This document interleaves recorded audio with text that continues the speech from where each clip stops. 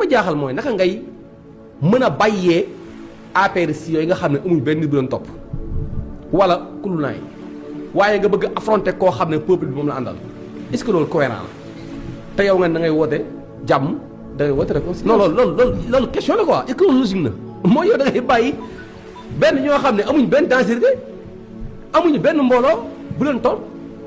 bàyyi ki nga xam ne moom moo occupé réseaux sociaux yi ki nga xam ne moom la ndaw ñi àndal nga ne yow da ngay dem nga jubóo ji ak ñële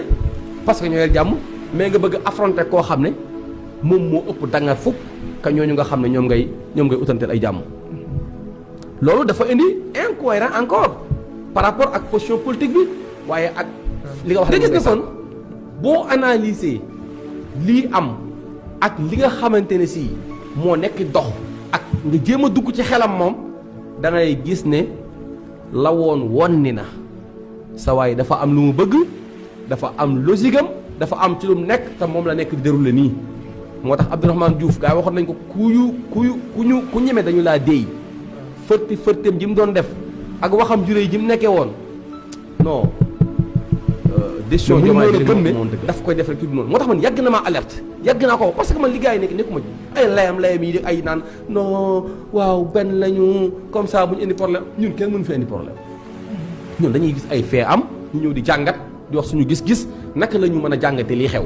mais kenn mënu fi indi problème kenn mënu fi xamu ndax ñun sénégalais la ñuy waxal waaye lu fiy am ku nekk dañ naan kii moo musul xam nguur musul xam yu neexee nii ay protocole ak ay ñu lay renseigner di la jox ay information nga xëy bis loolu rëy ci yow nga jàpp ne war ngaa mën a am continuité loolu dafa neex nga bëgg a dolli xëy na nga bëgg a bàyyi la nga xam ne moom lañ tegoon sa loxo wala moom lañ yaakaare woon waaye fii kenn mënu fi jaxase kenn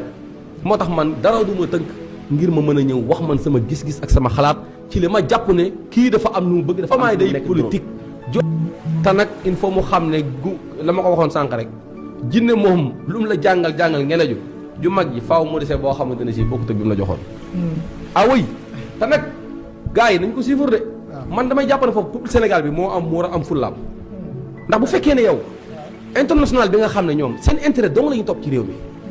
tax FMI nekk di politique FMI dafa nekk di politique FMI nekkatul doxal dëgg nekkatul di xool ay dama war a financer kii non